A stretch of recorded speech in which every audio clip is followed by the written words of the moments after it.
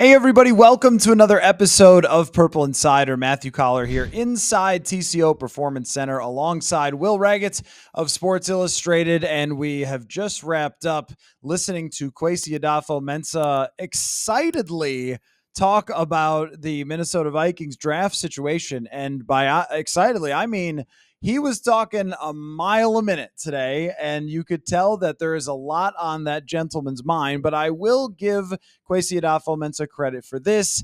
There's no hiding or debating what's going on here. They are drafting a quarterback. They are drafting a quarterback in the first round. They are drafting one of the quarterbacks that you've heard of, and there would be no way to pretend otherwise. But this certainly made it super clear that that's going to be the case. Yeah, I kind of went into this thinking, how much are we going to get here? The draft's in 2 weeks.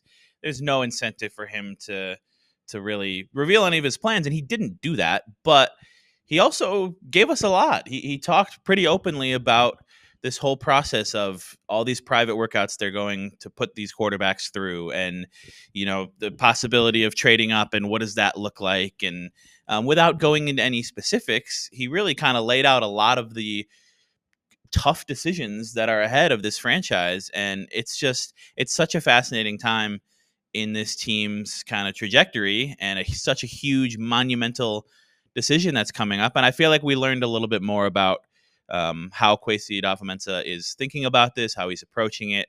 And yeah, like you said, this if there was any doubt that they were taking a quarterback in the first round, which there shouldn't have been, by the way, they don't have a quarterback and you need one. There no longer is any.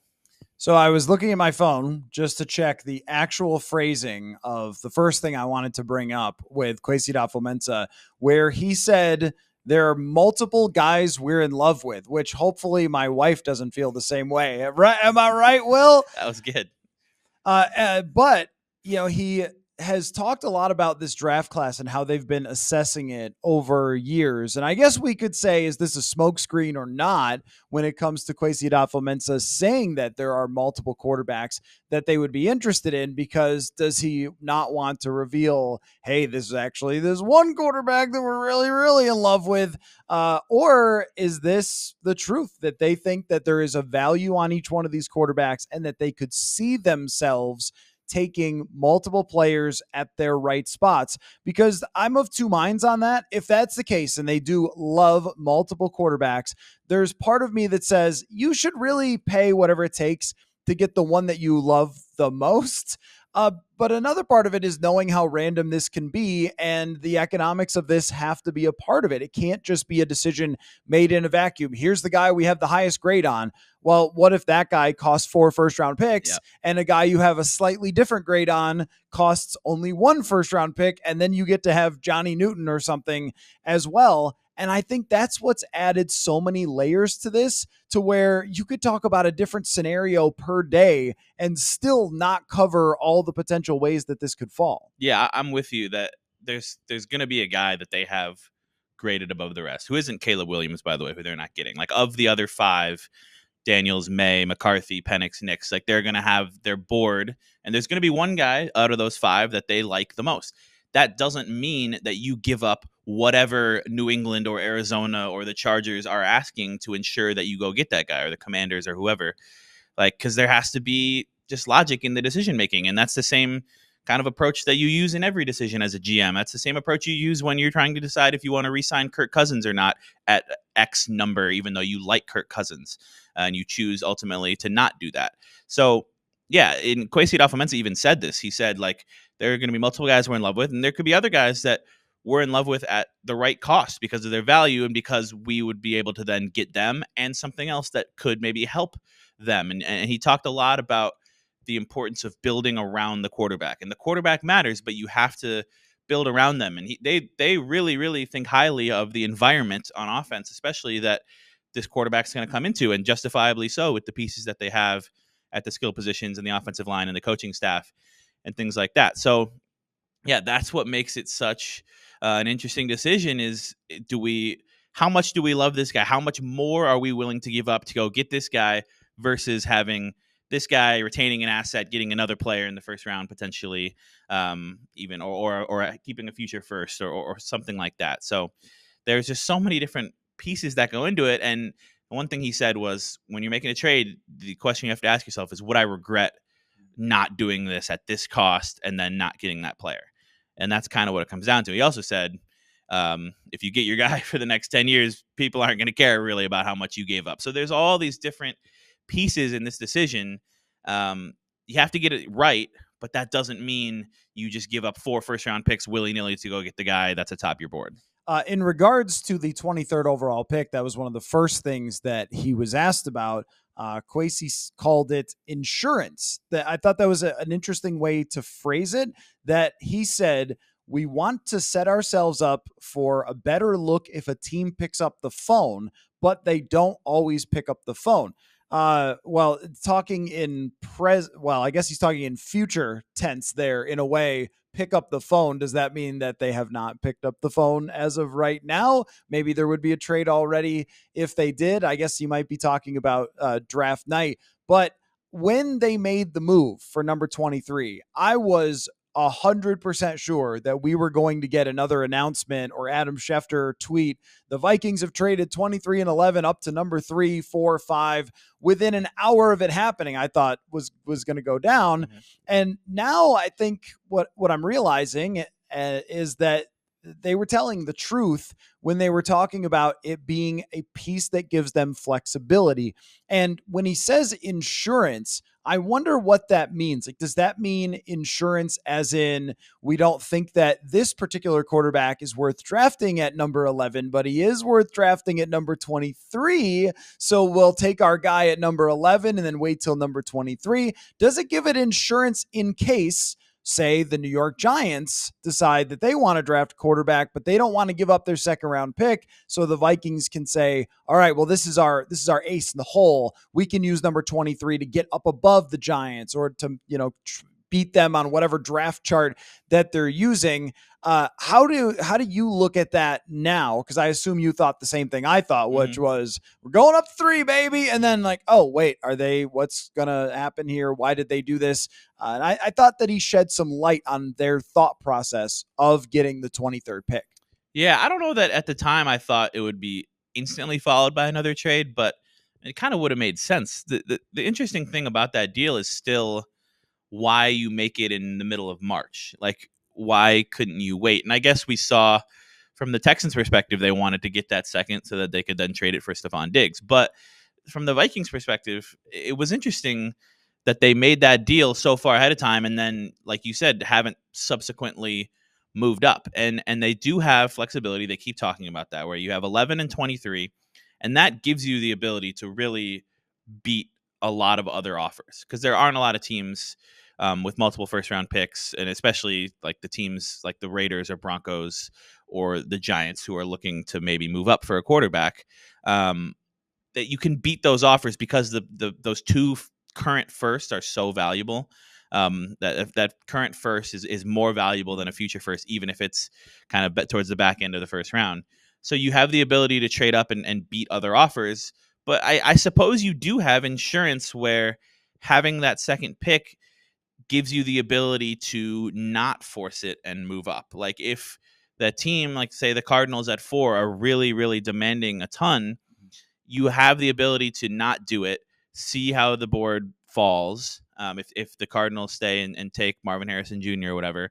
And then if a quarterback gets to you at 11 or gets closer to 11, and you can move up to like 7 or maybe 5 to jump the Giants. But even if the Giants don't take quarterback, 7 or 8 or something, or you stay put and you maybe take, like you said, like a Bo Nix or Michael Penix at 23.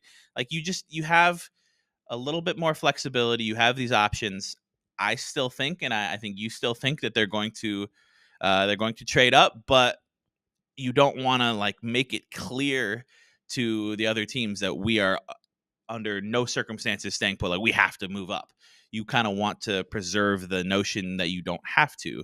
I don't know how much other teams are going to buy that, especially when you make this trade that seems to signal you're going to move up. But I think that's what he's getting at when he's talking about the flexibility and the insurance. And I think you can tie the two things together, what we're talking about with loving multiple quarterbacks and having more flexibility / insurance to be able to do it. And look, I mean, it doesn't always have to mean even sitting at 23 and waiting. Hey, are they going to actually drop here? They could actually still move up from 23 if there's a quarterback that's on the board. So you could take your defense player at 11, and then you could give up next year's first to move up to 15, 16, whatever it is to get a quarterback. Is that this does give them so many more options than they would have had before. Not only more value to move up, but also more potential approaches to be malleable on draft night, even if we still all think that the right answer is probably going to be the one that we thought the moment they traded for it, which is, oh, they're going up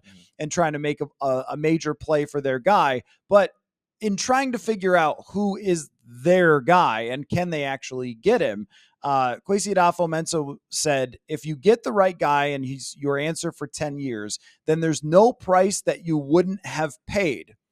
However, you have to go back and look at the odds of that happening. That's the hardest part. Did that say to you that, okay, there has to be a limit? Because yes, if you could draft Drake May for 5 first-round picks and Jordan Addison and know that that guy was going to turn into Josh Allen or Patrick Mahomes, then of course you would still do it and just replace him with, Juju Smith-Schuster and win the Super Bowl or something. But you can't know that. And what he's talking about is the odds and the potential of it happening that you get an elite 10-year quarterback. Because to me, there's different tiers of what you hope for in drafting a quarterback. If you draft the top guy, you are hoping for a 10-year result. Mm-hmm. If you draft, say, Bo Nix, you might be hoping for a 4-year result, but that 4-year result could be really good with what they have, even if he's not a second contract quarterback. All of these things have to be weighed into the decision. But I think what he told us and what we know about Kwesi Adofo-Mensah, and I could be wrong about this on draft night, but I think there's always a line in the sand. No matter what it is, whether it's re-signing Danielle Hunter or re-signing Kirk Cousins or potentially trading up, that he's going to have a mark that he feels like, all right, we're not going past that because that will ruin our future.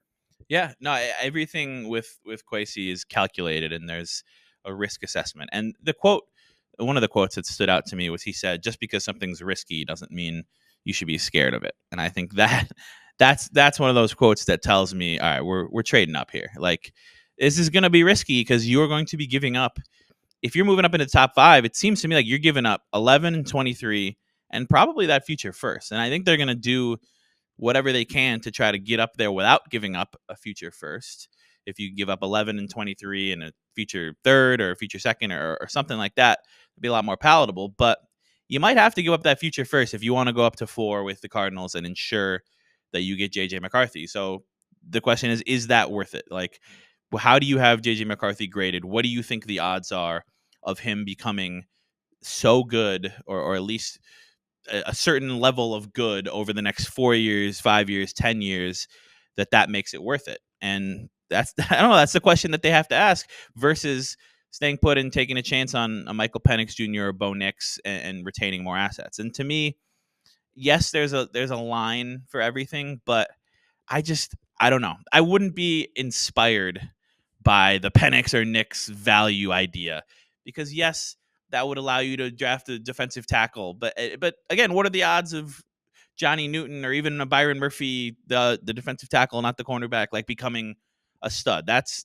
no guarantee either. This is all a total crapshoot. So just because you keep your extra picks doesn't mean they're not going to turn into a Jalen Reagor or somebody like that in the first round. Not that they're going to draft a receiver, but I don't know. I still just come back to the trade to get the extra first round pick being a sign that they're going to try to trade up and go get their guy. And if you can't get all the way up to 3 and get like a Drake May, you can at least probably get to 4 or 5 and get McCarthy. And to me, that's just that's been the baseline of what I've expected, is that they are going to at least go get JJ McCarthy. And not that would be like some fallback plan, because I think Penix and Nix are more of the fallback plan. I think they'd be very excited about getting McCarthy. But if you're not going to be able to go all the way up and get the ceiling of Daniels or May, I still think they're going to be able to go get McCarthy and plug him into this offense and have that be a really good potential fit. Well, there's also the assumption that we've made that they have the same order of quarterbacks that everybody else has. That the league does even. Yeah. Like, or that the draft analysts have or whatever. And I'm thinking about the 2021 draft where we all assumed it was going to be Trevor Lawrence, then Justin Fields and Mac Jones was supposed to go third and Trey Lance fourth because he was a project. And that got blown up almost immediately on draft night. So it's altogether possible that the order of these quarterbacks in the minds of the Minnesota Vikings is not different, as you said, or is different from the league and is not the same as what we have just come to sort of almost decided as a consensus of what we think it's going to be. And then that could change pretty quickly. I tend to think that there is a tier one. And then there's a tier 1A, which would be May and Daniels. And then there's a tier B, which is McCarthy, and a tier C that is the other two quarterbacks. But that, again, that might not be their preference because of who they like more when sitting down with these guys, which, by the way, reported today, the Vikings are going to meet with Jaden Daniels. I didn't think there would be any quarterback they wouldn't meet with. So I was assuming, because I got questions about that. Well, did they not like Daniels? Because they're not like, no, they were going to meet with every quarterback that could be a possible first-round draft pick. I want to talk about hints that we think may have been dropped in this press conference. I don't think it's a robust amount, but I did have this. Kwesi Adofo-Mensah said, we've put a lot into this. This is something Kevin and I set in motion when we first got here. That was my feeling in general, was that when Kwesi Adofo-Mensah and Kevin O'Connell arrived, they had a timeline, and it was to compete in year one, competitive rebuild in year two, move on from Kirk, draft a quarterback in year three, because they already would have known that the draft class, at very least, they knew it was going to have Caleb Williams, because that was known a couple of years ago. They also have scouting that goes ahead several years. They might have had a sense that this was going to be a good quarterback class. But I think it tells us that even though they did like Kirk Cousins, and even though Kevin O'Connell got along really well with him, and I think came to care about him very much as a person and loved where he was headed, that this was always the plan. This is not some haphazard, fly by the seat of your pants. I guess we got to draft a quarterback because Kirk left. I feel like they knew all along that it was very likely, and they set themselves up for that with their offers to Kirk over the last 2 years, that this would be the day that they would be drafting a quarterback. Do you agree? Yeah, it makes sense. And he said it's been a 2-year process with this quarterback class. And, maybe they kind of left it open to some degree when they came in of when exactly they were going to draft a quarterback.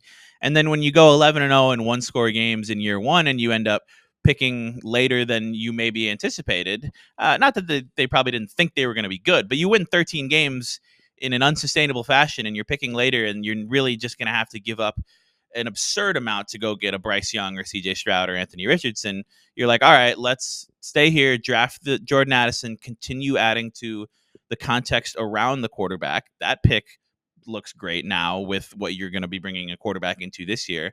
And then predictably, after you move on from a bunch of veterans last year and you do the competitive rebuild thing and you look to balance your salary cap, you win fewer than 13 games because you're not going to keep winning all the one-score games. And yes, Kirk and Justin got hurt, but now you are in a much better position, even before they made this trade, to get 23. Just sitting at 11, like, that's striking distance for sure to go up and get a quarterback without having to pay absolutely through the nose. So they got the extra first now. And yeah, it does seem like this was kind of the plan to move on from Kirk.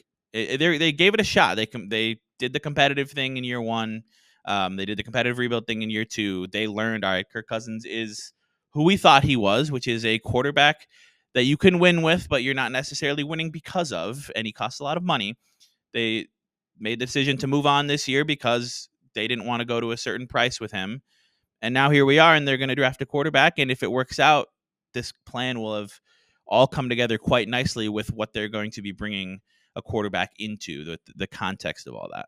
So as far as hints go, I was trying to pick apart a Kwesi answer, and I was going through my notes here. If you're watching on video, I'm not ignoring Will. I'm trying to read what I wrote about it in my notes, where he was asked about what type of quarterback succeeds historically, right? And the first place that he started was a quarterback that can execute the offense at a kind of above average or top half of the league level. And then he got into something he's mentioned numerous times, because I think 4th and 8 probably sticks in his soul like it does for lots of you as well, that he wants somebody who can make a play outside of that structure of the play. And even if we break down that into how much is on time football, how much is off schedule football, it's probably in the NFL 75 to 85% on schedule football. Mhm. So they're looking for the person who can execute what they're asked to do most of the time, and then on occasion make something special happen. Of course, if it's Jaden Daniels, he will do it more than on occasion. You're going to be betting on that. But I was curious if you tried in your brain as he was giving that answer to be like, all right, who does this sound like? Who does this sound like? And the funny thing is that their description always sounds like Bo Nix. I don't think that that's who they want or who they're going to trade up for. It just always sounds like him. Playing on time, throwing to the right people. This is why Kurt Warner loves Bo Nix and a lot of other former quarterbacks, because he's always throwing on time to the right spots, and then he makes a play occasionally out of structure because he's a pretty good athlete. I can't talk myself into that. But if you're talking about maybe who could be another version of that that's less refined, it does sound more like JJ McCarthy. Mhm. My question for you, Will, is as you've gone through this whole thing, and I wrote an article about it today, which was like, it's hard for me to figure out who I'm supposed to listen to with JJ McCarthy, because our friend Alec Lewis tweeted out a screen grab of somebody calling him Troy Aikman and somebody saying that he's going to need years to develop. And you're like, well, what is it? Which is it with that guy? Were you hearing McCarthy in your brain? Were you hearing Bo Nix in your brain? I wasn't hearing Michael Penix when you're talking about going off schedule, but maybe they believe he can do that more. I don't know, because he is a pretty good athlete. What were you thinking as Kwesi described his ideal successful quarterback? Yeah, to me, it always sounds a lot like McCarthy, and I know that's a kind of a polarizing thing. He's kind of a polarizing prospect to a lot of fans, because they were such a run-heavy offense at Michigan, and they didn't ask him to do a whole lot. But when you look at just the operating from within the pocket on schedule, making the throws, throwing with anticipation, throwing in the big spots on passing downs, on third downs, fourth downs, the money downs where you have to have it, he was really successful with that. And yes, he needs some more development, but I think he really meets a lot of that bill when it's playing on schedule, throwing from within the pocket, and then having some of the creation ability out of it. And I don't know. I think at the price that it's going to take, if we are correct that it's Williams, Daniels, May, or Williams, May, Daniels, the top three, that the price to get McCarthy is just more palatable than it is to go all the way up and get the May or Daniels. And I think he fits what their offense is looking for in a lot of ways, because it has to be first and foremost the on schedule. You have to be able to do that. And I wonder if there's even concerns with Drake May about doing that, where Drake May, I love. I think he would be the home run if you could go get him, because I just, the tools and everything fits like the Josh Allen, Justin Herbert prototype if he can develop a little bit with the consistency. But Drake May right now, you watch the tape and there's some stuff with the consistent execution from within the pocket and accuracy and all that. And he's obviously this. I think the ceiling is certainly higher than it is with McCarthy, because May is just an alien when he gets outside of the pocket and he's throwing on the run and all these things. But McCarthy fits so well the baseline of what you need from within the pocket, and still with his athleticism provides the ability to do things outside of structure as well. McCarthy does strike me as more of the plug the offense into his brain guy than Drake May, because Drake May's brain malfunctions way more than JJ McCarthy's does. But an interesting stat here that I ran across from the Twitter account College Football Numbers, CFB Numbers. PFF has a wins above replacement stat, but it's not public. They only give it to teams, and they'll occasionally tweet out some stuff that it says. And this came from that account. The wins above average among supporting casts. So how good was the supporting cast for the players around the quarterback?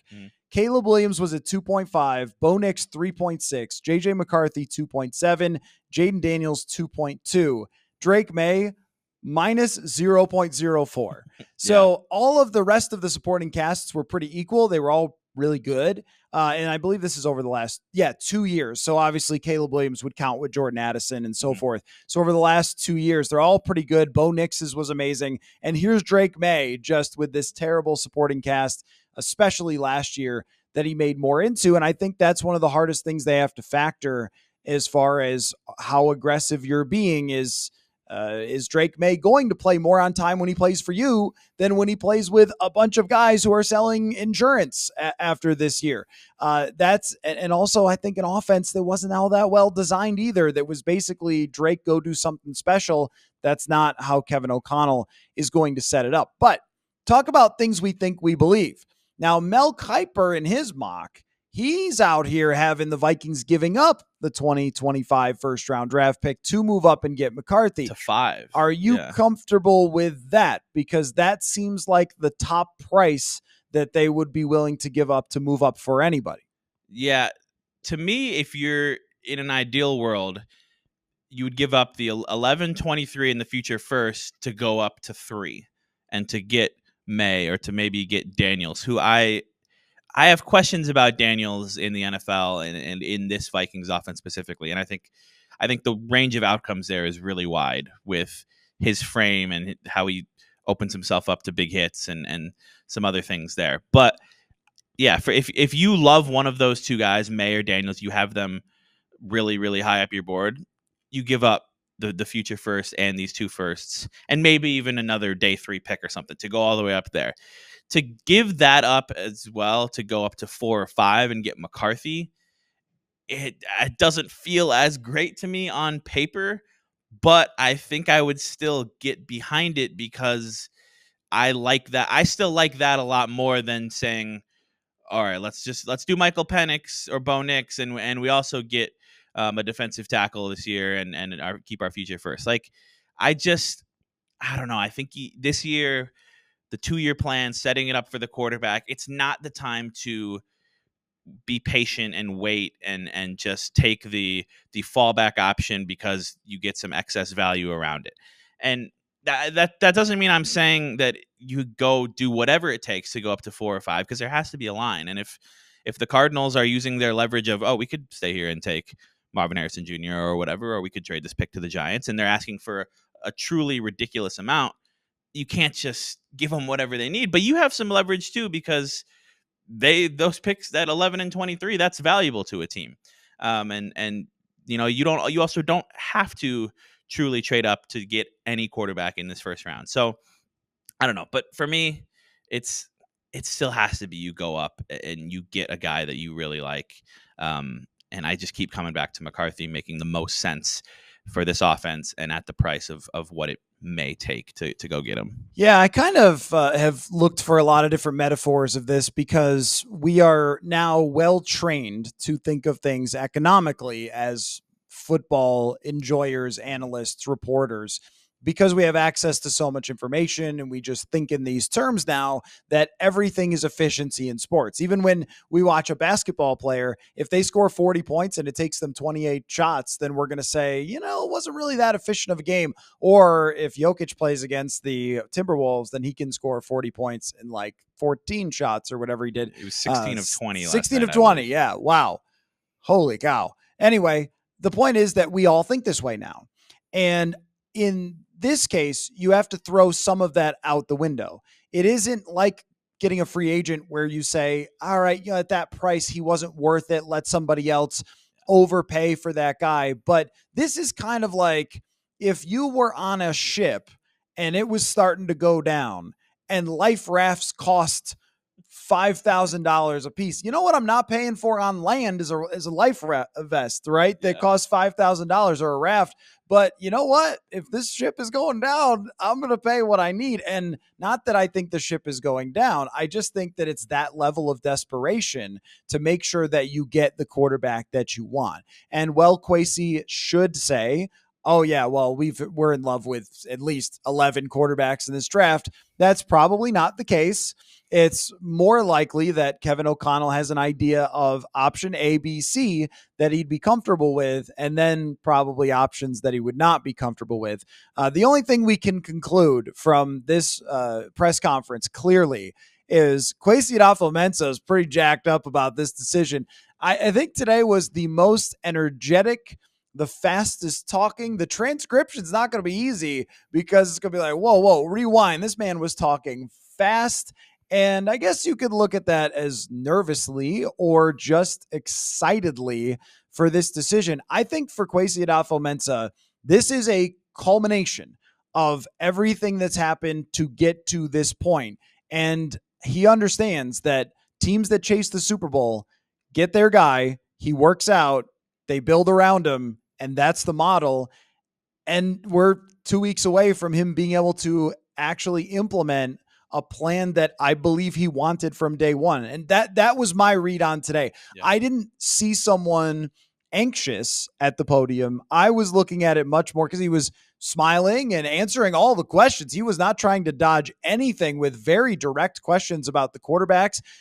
It looked to me like a man who understands what he's about to embark on here with this quarterback class. Yeah, I think he's kind of like the rest of us, and he just wants these 2 weeks to hurry up and go by so this can get here. Because I think they're probably, I mean, they're still doing some preparations at this point, but you're probably pretty close with your film study and what you know about all these prospects, and they're just probably ready for it to get here. And yeah, this is a huge moment, a defining moment in his tenure that he probably envisioned when he was sitting in the office interviewing with the Wilfs 2 years ago and ended up getting this job and started talking with Kevin and planning things out. And it's a thing where like this will make or break potentially Kwesi's tenure, and you could potentially survive it, but I don't know. I come back to that Brandon Bean quote a lot, where it's like when they traded up for Josh Allen, like if this didn't work out, I wasn't going to be here anyways, and if it did work out, which it did,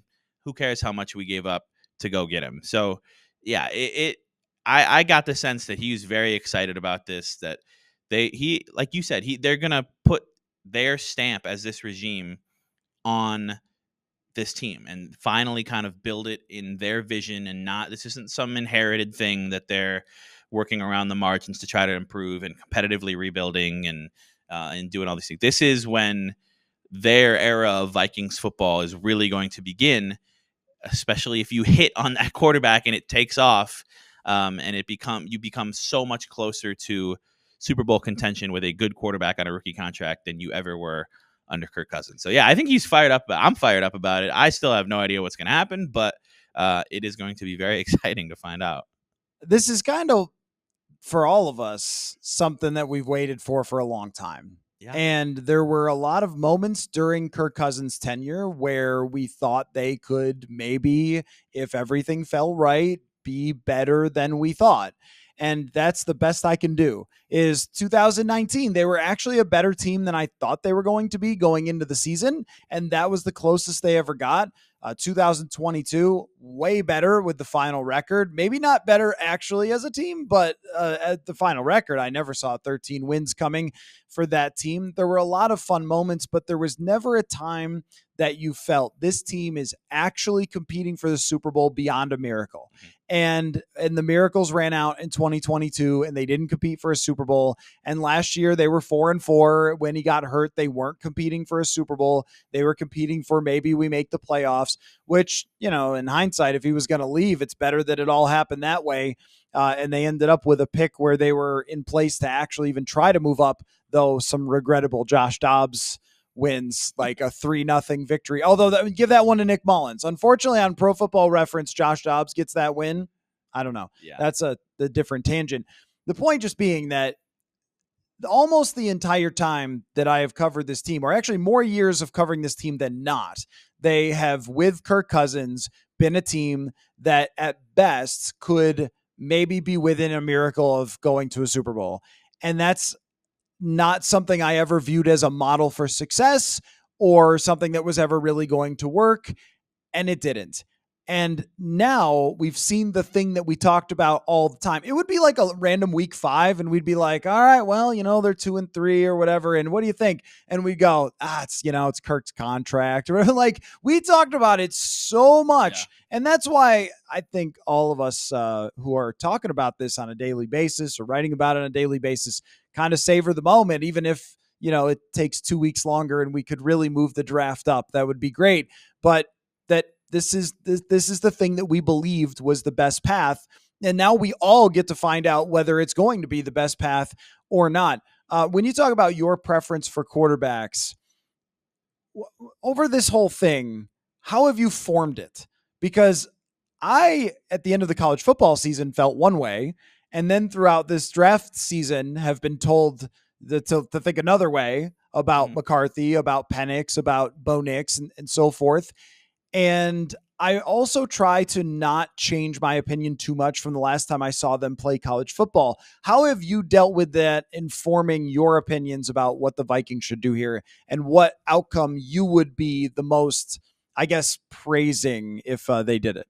Yeah, it's a good question. It's a balance of what I already thought from watching these guys play in college, which, like, some of them I watched more than others. Obviously, you can be really swayed by like one result. Like you watch Michael Penix Jr. play against Texas in the national semifinals, and you're like, oh, this guy's should be the number 1 pick. And then you watch him play in the title game, you're like, wait, maybe he's a 4th rounder. So those are big swings. But then you throw on some of the film and what people cut up, and you try not to just watch highlights because that can kind of talk you into any quarterback. But it's a lot of also reading what other people who are smarter than me and who know quarterbacks better than me, and are really diving in and watching 5, 6, 7 games of all of these players, what they say and what they think, and trying to balance those different scouting reports and opinions. And I mean, at the end of the day, it is a total kind of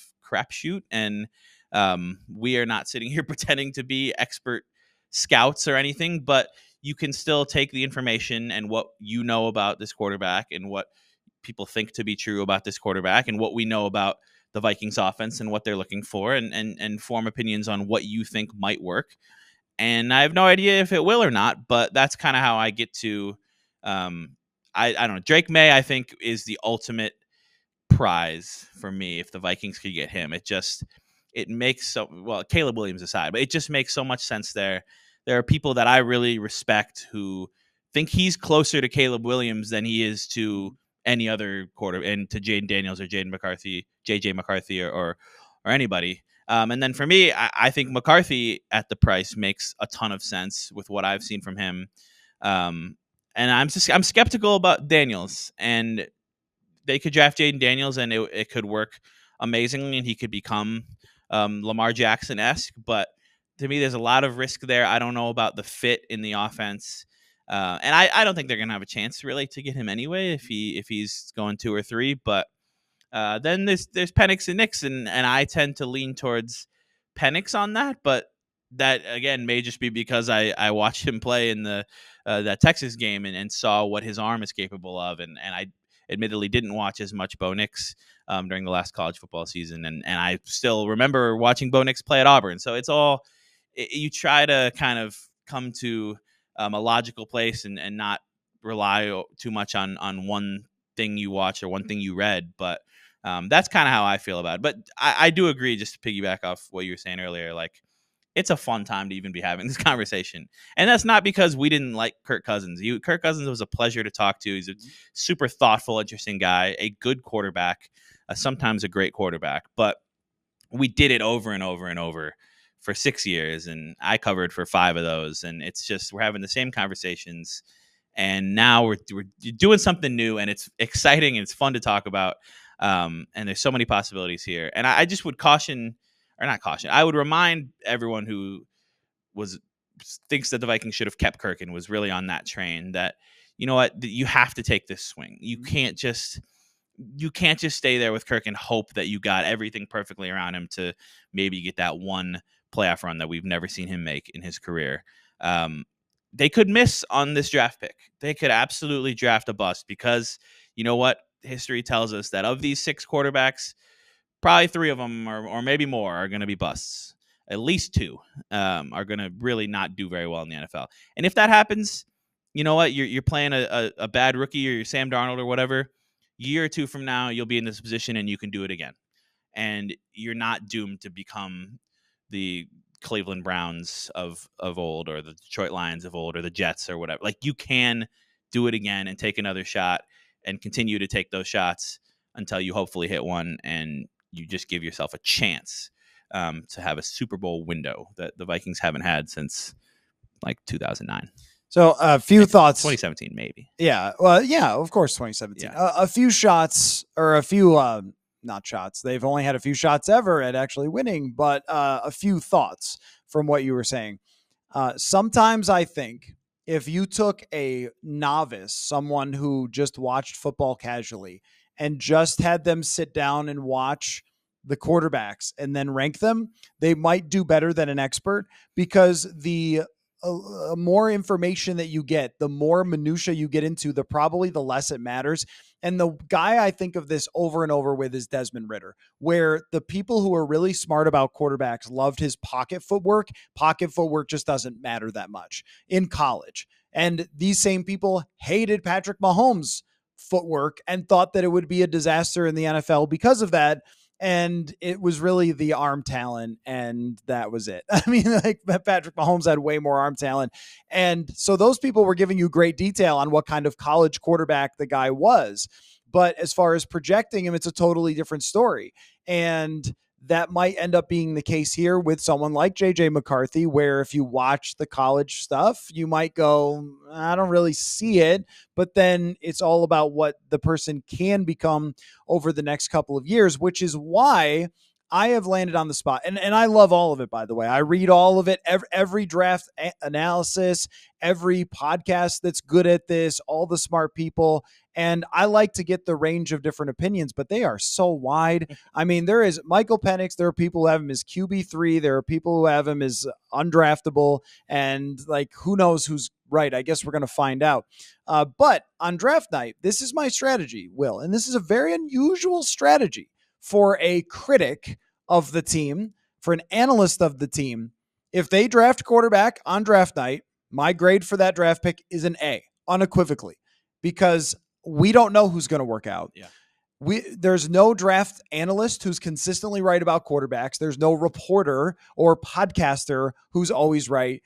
And we really don't know until we see them. We can start to get hints in training camp, what that's looking like, where, you know, with Jaron Hall, there's a couple signs, but we're also going like, I don't know about this. Kellen Mond, it was immediately obvious that was not going to happen, right? You wouldn't have known from Kellen Mond's college tape that it was never going to come close. I would have thought, well, this guy could be a backup at worst. Oh no, he could not. He was just way in over his head because it's a different game. So my lack of confidence in myself, no matter what they do, I'm going to say, good job, well done, mission part 1 accomplished, now go do the rest that you've promised. I'm not going to plant a flag. I'm not going to say, if they take McCarthy, it'll be the biggest mistake of their lives. This is not good for me eventually getting on television anywhere, but I think it's right. Yeah, I'm with you. I think there will be outcomes that I am more or less excited by. I think so. If they take Bo Nix at 23, A from you, because they took a quarterback, and you know what? Then you get Quinion Mitchell or Byron Murphy or Dallas Turner or whatever too at 11, and that could be a great player as well. I wouldn't be as excited about that as I would be about moving up to 5 for JJ McCarthy, but at the same time, I hear you. Like, Bo Nix could become really, really good at operating an offense and being a cheap quarterback that gets you to a Super Bowl, and that could totally happen. There's concerns with like Oregon's offense and what they asked him to do, and how it was kind of a lot of screens and first read stuff, but that doesn't mean he can't project and process more. I mean, the dude's played more college football than like anybody ever. So yeah, I hear you. I think there would be things that I would be like, all right, that I see the upside of that and the vision of that. But as long as they take a quarterback in the first round and they don't wait to take like Spencer Rattler or something, which they're not going to do, they're going to take a quarterback in the first round, and we're going to everybody should give that player every opportunity to succeed, because whoever it is, even if it is Penix or Nix, which I still don't really think it will be, they're going to be coming into one of the best situations that any drafted rookie quarterback has come into in a long time. Because we saw last year, Justin Jefferson can make Nick Mullins look really good. And Jordan Addison is very good. And TJ Hawkinson's hurt right now, but he is very good. And the offensive tackles are very good. And Kevin O'Connell is someone who I think we both really believe in as an offensive mind. So, yeah, they're going to take a quarterback in the first round, and we're going to find out who it is. And it's going to be a lot of fun to watch that player give it a go in the NFL.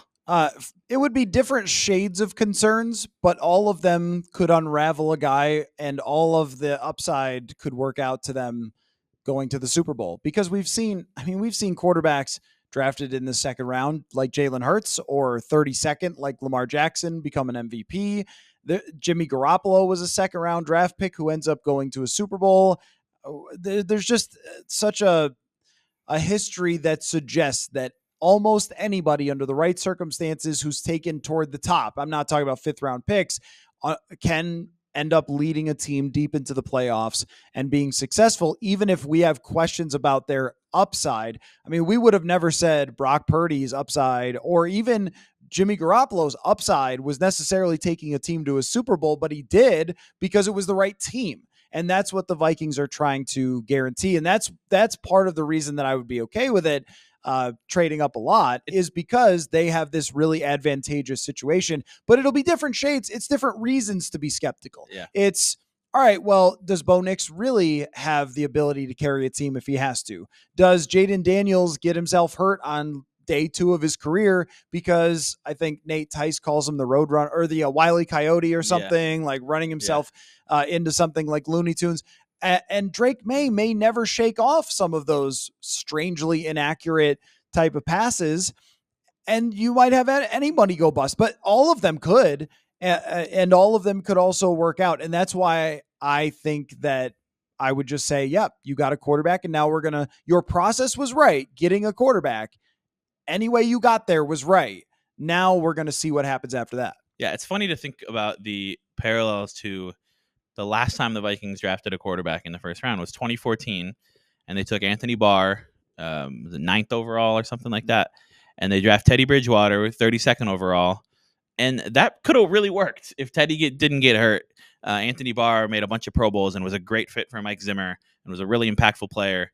And Teddy Bridgewater, I think the healthy pre-injury version of Teddy Bridgewater could have been good enough to get you to a Super Bowl in that 2016 or 2017 path, that timeline. So the Vikings could do something like that. I just think that you raise your odds, even if it's all a crapshoot, you raise your odds a little bit by going up to get the guy that your gut and your scouting says you like more. And that's why I ultimately think that they are going to go into the top 5 and get a May or McCarthy or Daniels or somebody like that, and just take that big swing at the guy that you have worked out at their college campus and talked to in a classroom setting and seen how they translated that to the field. And Kevin O'Connell and Kwesi Adofo-Mensah and Josh McCown and Wes Phillips and everybody else who likes this quarterback, go take a shot and see if that guy can become what you think he can become. I did want to ask Kwesi about the left guard position. It just didn't happen. I apologize for that. I'm concerned. I know. I was going to ask him about the comp picks. He threw away a comp pick for Shaq Griffin. No, I wasn't going to ask. I'm glad we're past that portion of the offseason where we all want to really try to predict comp picks and then do a bad job of it.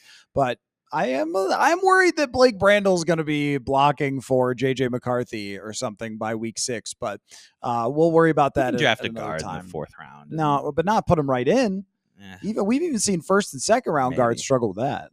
Maybe. Maybe. It's a tough league for guards. Anyway, that's for another show. There will be a whole show dedicated to guards at some point, but that's not today. The Chiefs drafted Trey Smith in like the 6th round, and then he was really good. It happens sometimes. You know, Tom Brady was a late round pick as well. Yeah.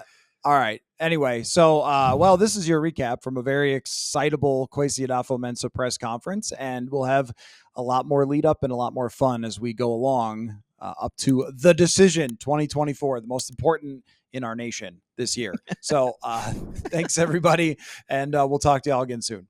Football.